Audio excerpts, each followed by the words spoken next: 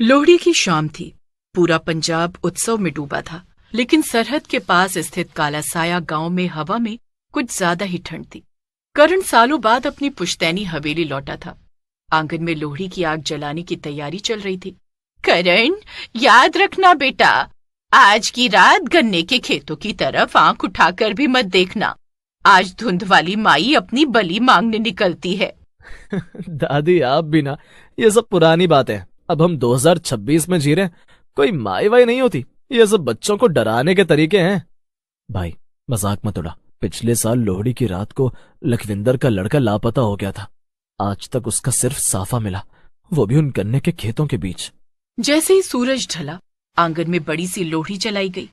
सुंदर मुंदरिये गा रहे थे, तिल और रेवड़ियां आग में डाली जा रही थी। लेकिन तभी अचानक हवा का एक ऐसा झोंका आया जिसने जलती हुई आग को लगभग बुझा ही दिया। करण भाई, वो देखो, खेतों के किनारे पर कोई खड़ा है। करण ने मुड़कर देखा। हवेली के ठीक पीछे फैले मीलों लंबे गन्ने के खेतों की बाउंड्री पर एक लंबी काली आकृति खड़ी थी।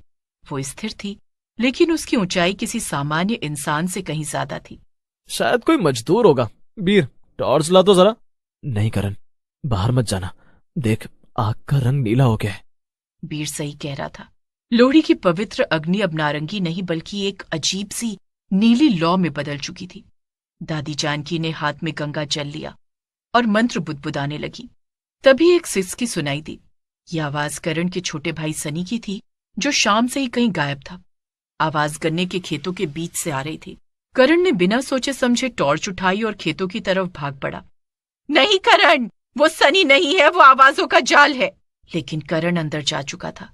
खेतों के अंदर सन्नाटा इतना गहरा था कि करण को अपनी ही धड़कन सुनाई दे रही थी। अचानक टॉर्च की रोशनी एक जगह थमी। वहां सनी खड़ा था, लेकिन उसकी पीठ करण की तरफ थी। सनी, तू यहाँ क्या कर रहा है? घर चल, दादी परेशान है। जैसे ही सनी मुड़ा, करण के हाथ से टॉर्च गिर गई।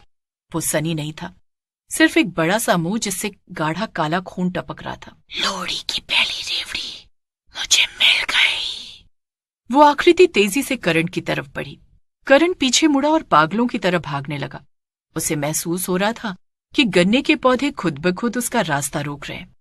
पीछे से एक भयानक हंसी गूंजी, जो किसी इंसान की नहीं हो सकती थी। तू जितना भागेगा, मिट्टी उतना ही तुझे जकड़ेगी।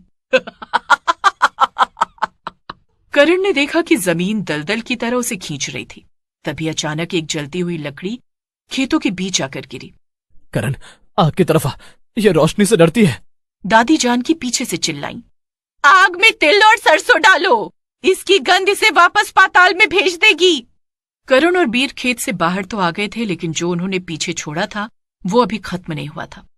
असली दहशत तो अब शुरू होने वाली थी। जैसे ही करण, वीर और गांव वाले हवेली के भीतर पहुंचे, उन्होंने भारी लकड़ी का दरवाजा बंद कर दिया। बाहर हवा का शोर इतनी तेज हो गया था जैसे हजारों आत्माएं एक साथ चीख रही हों। करण भाई, सनी कहाँ है? आप उसे साथ नहीं लाए? करण की सांसें अभी भी उखड़ी हुई थी। उसने वीर की तरफ देखा, जिसकी आंखों में दहशत थी। वो सनी नहीं था सिमरन, वो कुछ और ही था। लेकिन असली सनी अभी भी लापता है। अचानक हवेली की छत पर भारी कदमों की आहट सुनाई दी। ऐसा लग रहा था जैसे कोई बहुत भारी चीज ऊपर टहल रही हो। सब लोग इस आग के अंदर आ जाओ, वो हवेली के अंदर घुस चुकी है। उसे लोहड़ी की बलि चाहिए। अगर आज रात हमने उसे सनी नहीं दिया तो वो एक एक करके सबको ले जाएगी। दादी, आप क्या कहना चाहती हैं? क्या सनी अब भी जिंदा है? वो गन्ने के सबसे पुराने कुएं के पास है, जहां पहली बार लोहड़ी की राख दबाई गई थी। लेकिन वहां तक जाना खुद को मौत के हवाले करना है। अब बहुत हुआ वीर, हमें उस कुएं पर जाना होगा। अगर हम डरे रहे तो ये रात हमारी आखिरी रात होगी। दोनों भाई हाथों में लोहड़ी की जलती हुई मशालें लेकर फिर से अंधेरे की ओर निकल पड़े। गन्ने के खेत अब किसी भूल भुलैया की तरह लग रहे थे। अचानक उन्हें एक कुआं दिखा जिससे नीली रोशनी निकल रही थी। कुएं के किनारे सनी बैठा था, लेकिन वो पत्थर की तरह जमा हुआ था।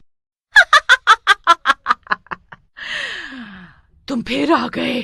इस बार तुम दोनों की हड्डियां मेरी अगली लोहड़ी का ईंधन बनेंगी। जैसे ही वो साया करण की ओर झपटा, करण को दादी की बात याद आ गई। उसने अपनी जेब से रेवड़ियां और मूंगफली का वो पैकेट निकाला जिसे उसने शुरू में अंधविश्वास कहकर रख लिया था। वरुण ने सारी रेवड़ियां और मूंगफली जलती हुई मशाल पर फेंक दी, जैसे ही चीनी और तिल आग के संपर्क में आए, एक तेज सफेद रोशनी पैदा हुई। ये लोहड़ी की शुद्ध अग्नि थी। नहीं, ये पवित्रता मुझे जला रही है। उस रोशनी ने अंधेरे को चीर दिया था। वो साया पिघलने लगा और वापस कुएं की गहराई में गिर गया। कुएं से एक जोरदार धमाका हुआ। अगली सुबह जब सूरज की पहली किरण काला साया गांव पर पड़ी तो सब कुछ शांत था। सनी को होश आ गया था, हालांकि उसे कुछ याद नहीं था। हवेली के आंगन में राख अब भी ठंडी हो रही थी। करण ने देखा कि उसकी हथेली पर एक छोटा सा निशान था, जैसे किसी ने जलते हुए कोयले से वहां लोहड़ी लिखा हो। अब यकीन आया बेटा, कुछ रस्में सिर्फ रिवाज नहीं ढाल होती हैं। करण ने चुपचाप सिर झुका लिया। उसने अपनी घड़ी देखी। 2026 की पहली लोहड़ी बीत चुकी थी, लेकिन उसने उसे वो सिखा दिया था जो कोई किताब नहीं सिखा सकी। हवेली में सन्नाटा तो था, लेकिन वो शांति वाली नहीं, बल्कि तूफान से पहले की खामोशी थी। रात के करीब 2 बज रहे थे। सनी गहरी नींद में था, लेकिन अचानक उसकी आंखों की पुतलियां सफेद होने लगीं। वो बिस्तर से उठा और बिना आवाज किए रसोई की तरफ बढ़ा। करण जो बरामदे में बैठा पहरा दे रहा था, उसने सनी को जाते देखा। सनी, इतनी रात को कहाँ जा रहा है? पानी चाहिए। सनी नहीं रुका। वो सीधे रसोई के उस कोने में गया जहां पुरानी अनाज की बोरियां रखी थीं। जैसे ही करण ने सनी का कंधा पकड़ा, सनी ने पीछे मुड़कर देखा। उसकी आंखों में सनी नहीं बल्कि वही कुएं वाली काली आकृति की झलक थी। कुआं तो भर दिया, लेकिन जो मिट्टी में दबा था उसे कैसे रोकोगे? तभी वहां दादी जानकी लालटेन लेकर पहुंची। उनके चेहरे पर हवाइयां उड़ रही थीं। उन्होंने देखा कि सनी ने जमीन से एक पुरानी सड़ी हुई पोटली निकाल ली थी। करण, उससे वो पोटली छीन ले। वो इस हवेली के पूर्वजों का वो पाप है जिसे 100 साल पहले दबाया गया था। इस गांव को खुशहाल बनाने के लिए 100 साल पहले लोहड़ी के दिन एक अग्नि बलि दी गई थी। वो आत्मा शांत नहीं हुई थी, वो बस कैद थी। आज उस कुएं के बंद होते ही उसे रहने के लिए नया ठिकाना चाहिए था, और वो ठिकाना ये हवेली है। अचानक पूरी हवेली थरथराने लगी। दीवारों से काला धुआं निकलने लगा। हवेली के आंगन में बुझी हुई लोहड़ी की राख अपने आप हवा में उड़ने लगी और एक बवंडर बन गई। बीर और सिमरन भी जाग चुके थे और दहशत में कोने में दुबक गए। मुझे मुक्त करो या फिर इस हवेली को राख बनते देखो। दादी, इसे रोकने का कोई तो रास्ता होगा। सिर्फ एक ही रास्ता है करण। इस पोटली को उस आग में डालना होगा जो सच्चे पश्चाताप से जलाई गई हो, और आज की रात की आग तो डर से जलाई गई थी। करण ने फुर्ती से पोटली झपटी। पोटली छूते ही उसे ऐसा महसूस हुआ जैसे हजारों बर्फीली सुइयां उसके हाथों में चुभ रही हों। वो भागा और आंगन की उस जगह पहुंचा जहां मुख्य लोहड़ी जलाई गई थी। वहां अभी भी कुछ कोयले दहक रहे थे। मैं मानता हूं कि मैंने पूर्वजों की बातों का मजाक उड़ाया। मैं मानता हूं कि हमने जमीन के दर्द को नहीं समझा। अगर ये आग मेरी ईमानदारी से जलती है तो अभी जल उठे। उसके बलिदान और पश्चाताप ने काम किया। बुझी हुई राख से अचानक एक विशाल सुनहरी लौ ऊपर उठी।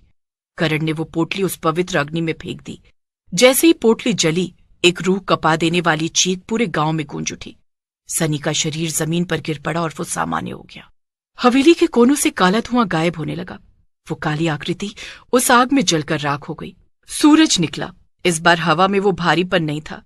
करण के हाथ पर अब कोई काला निशान नहीं था, बस एक साधारण जलने का घाव था जो उसे याद दिलाता रहेगा कि कुछ शक्तियां विज्ञान की समझ से परी होती हैं। अब शहर वापस जाओगे? नहीं वीर, अब मुझे समझ आया कि इस गांव को आर्किटेक्ट की नहीं, अपनी जड़ों से जुड़े लोगों की जरूरत है। अगली लोहड़ी में यही मनाऊंगा, पूरी श्रद्धा के साथ। काला साया गांव अब सच में रोशनी का गांव बनने की राह पर था।